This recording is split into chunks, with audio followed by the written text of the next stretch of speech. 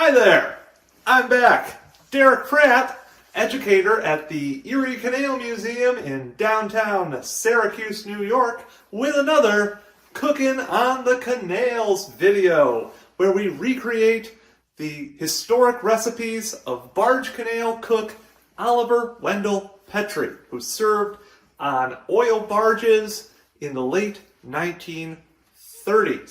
A thank you to his family, especially his daughter Lois, a little bit more on her shortly, and thank you as well to the Erie Canalway National Heritage Corridor and the William G. Pomeroy Foundation for their generous support of our Erie Eats program, a year-long project that looks at the history of food and the Erie Canal.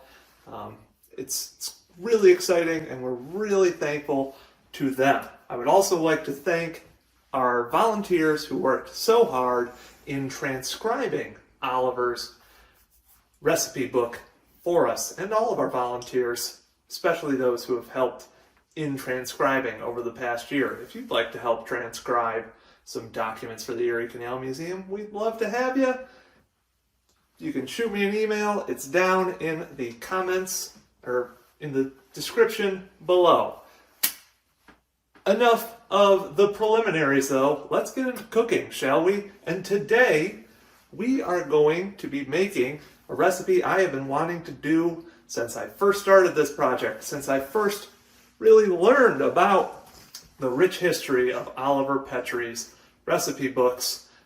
That would be tomato soup cake. You heard me right, folks, tomato soup cake. And you know why I wanted to do it? It's because last year in March, I was able to have a great phone call with Oliver's daughter Lois, who said this was her favorite recipe of all of Oliver's.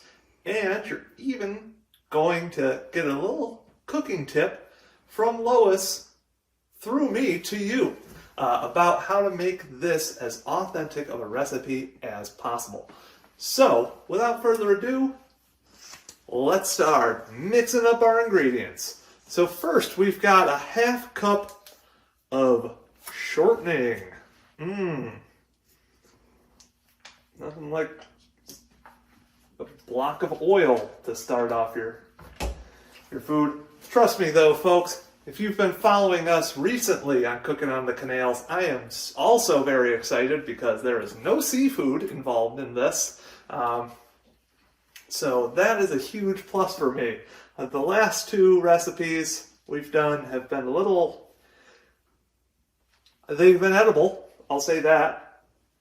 That's about all I can say for them. Anywho, this I'm really looking forward to. This is going to be delicious, I can already tell. We're going to put in 1 whole cup of sugar. Interesting little tidbit on sugar as an ingredient.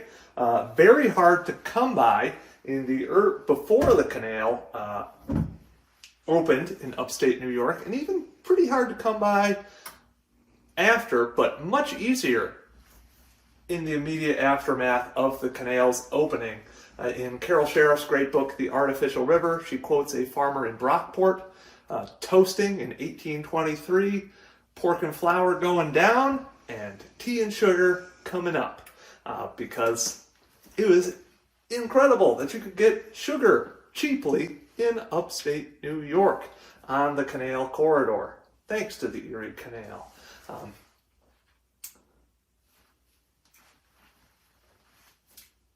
Next up, we're going to put in a couple of eggs. And by a couple, I mean just that. 2 eggs are going to go into this. Try not to put shells in like I just did. Also, our oven is preheated. You may have heard that. And there we go, 2 eggs in there. Those are chicken eggs, just in case you were curious. Clean my hands off. Next up, we have half a cup of nuts. Oliver was not specific with his nuts, so I went with pecans because I like pecans. So those are going in there. I'd like to point out that this bowl that I'm putting our pecans in, plus our next ingredient, which is a half cup of raisins, were both made by the Syracuse China Company, the descendant of the Onondaga Pottery Company, which we have an exhibit on in the museum's second floor, and which was a thriving canal-side industry, founded in the 1800s to take advantage of the easy transportation of the canal as well as its smooth transportation. Because remember, you don't want this pottery to be jostling around. Another quick thing on raisins before I move on to our next step.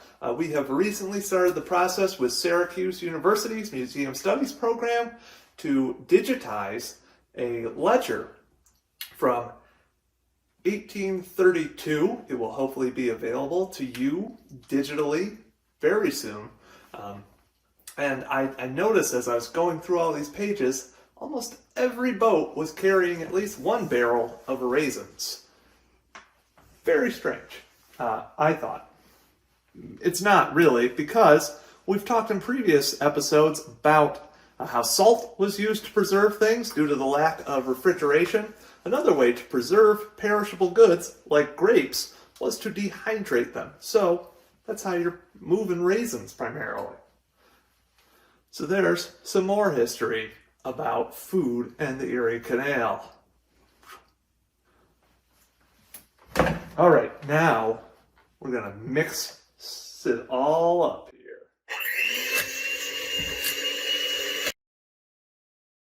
All right, so we've mixed up our wet ingredients, if you will. Now it's on to our dry ones, which we're going to be mixing in this bowl.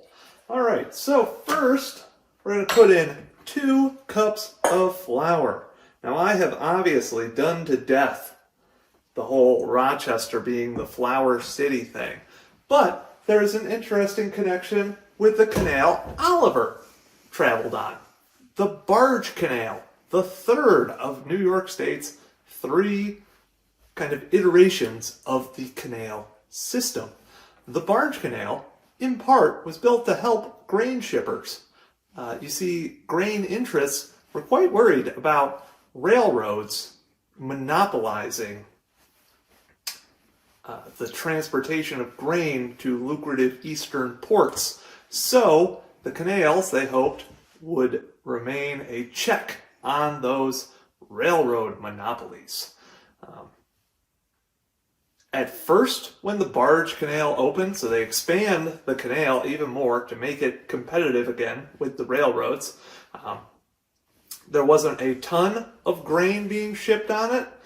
However, the state had built these massive grain elevators, notably one in Gowanus Bay in Brooklyn, still there. And by 1931, only a few years before Oliver was on the Barge Canal, the state saw 1.2 million tons of flour move on the Barge Canal. That was its peak of grain shipments. So, as you can see, grain and flour has a very long history on the canal.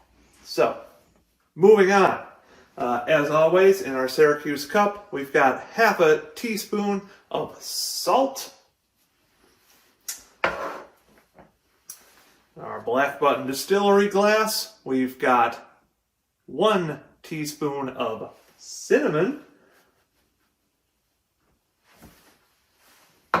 In this New York City glass, we have half a teaspoon of cloves, so cinnamon and cloves, much like sugar, kind of these luxury items that would have been almost impossible to get in upstate New York before the canal opened them up. In this Vermont glass, we have half a teaspoon of baking soda. And finally, this lovely U of R glass, University of Rochester that is, 1.5 teaspoons of baking powder. All right, so we're going to mix that all up with a spoon.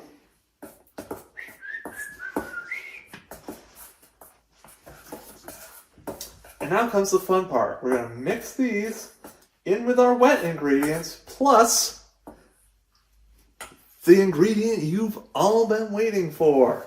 Drum roll, please. The tomato soup. And you might notice this isn't your mother's can of Campbell's tomato soup. It's not Andy Warhol's. No. And you know why? It's bigger than that because old cans evidently used to be larger than the cans we have today. That's right, soup was apparently the only food product Americans were like, you know what, we should limit our portion size on this. So we bought the family-sized can of soup. And I know this, that I know I need this big can of soup because Lois, remember Lois? This is a story about Lois. She let me know that she tried to recreate her dad's tomato soup cake and it just wasn't the same. It was too dry. So you've got some hungry Canalers. They want something to wash down that oyster stew. They're like, Oliver, you just served us boiled oysters in milk. Please give us something for dessert. You better not give those guys a dry tomato soup cake. So we're not going to do that. We are going to mix in this big old can of tomato soup. And we're going to do this. So the recipe calls to sift it. We don't have a sifter. So instead, we're just kind of alternate between putting some tomato soup in here. Look at that tasty soup go in. All right. And then we're going to put some of our dry ingredients in. We're going to blend them and then rinse, wash, and repeat that until you've got the whole soup and the whole dry ingredients together. So I'm going to do that and meet you on the other side. And here we are, back. I've mixed up all of our ingredients. A quick correction. I had said you should sift the tomato soup together with the dry ingredients. That was a mistake. I'm not a cook, and these videos only lend themselves to a single take. But luckily I can catch it now. Sift together the dry ingredients, not the tomato soup. But anywho, we've mixed the tomato soup, the dry ingredients, and the wet ingredients and put them in this lovely pan.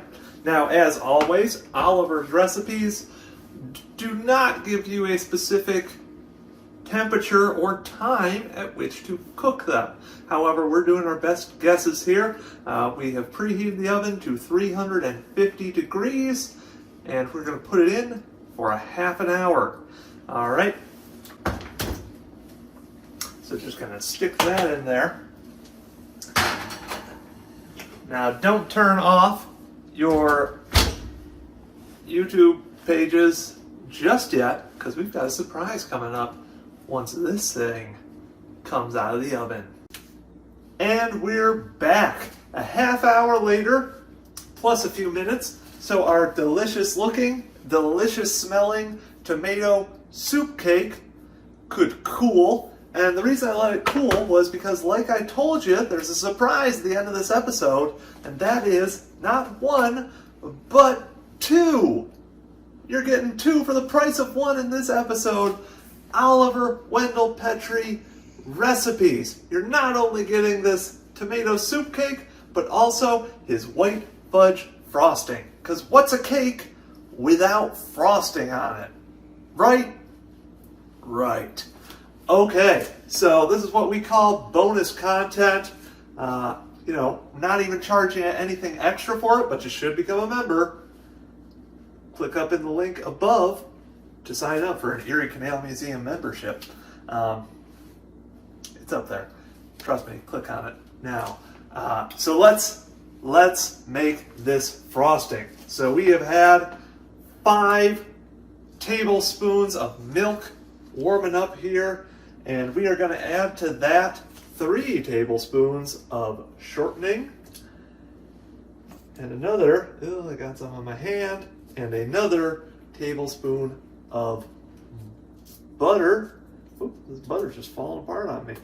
And we're gonna melt those all in this little saucepan here.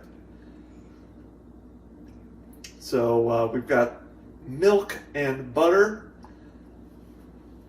here. Dairy, of course, one of the major products shipped or produced by farmers along the Erie Canal. And that's because things like butter and cheese don't spoil as quickly as milk will. So just bear with us here. These are melting. We'll pop back in a little bit once these are melted. Go. Oh, hey there. Our butter and shortening has melted in the milk, so now it's time for our next step, which is to take this melted conglomeration and we're going to take it over here and pour it into 3 cups of confectionery sugar. And then we're going to stir that up until they're thoroughly mixed and melted. Now, I had mentioned sugar being a bit of a luxury item when the canal first opened, and it continued to be even after the canal opened.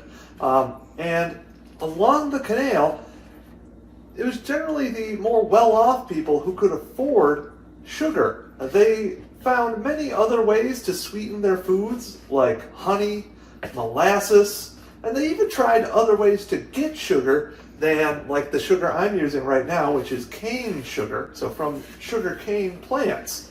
One way was using sugar beets. In fact, in the canal town of Lyons, just a little bit west of where I am right now, out in Waynes County, they had a sugar beet factory, which was very well known along the canal.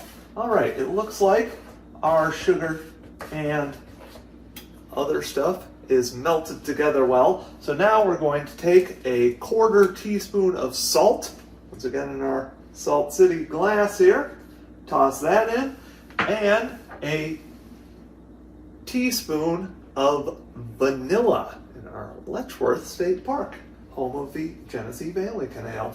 And then we're going to mix all of those ingredients up until they're nice and kind of congealed together. Then we're going to put it on top of this delicious looking cake.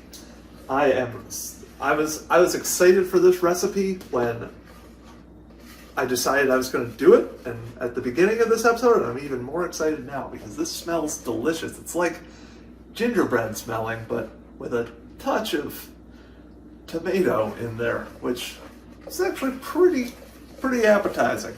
So we're just going to get this frosting ready. And I'm going to be honest with you folks, I have no idea when that is, so I'm not going to try to put it onto this cake. I would also, I'm sure, do a terrible job. I'm not a chef. I don't know how many times I need to say that during this series. So I would like to thank you for joining us. Thanks to the Erie Canalway National Heritage Corridor and the William G. Pomeroy Foundation for giving us the funding that makes this possible. And thank you to the Petrie family for sharing these incredible recipes with us. Take care, folks.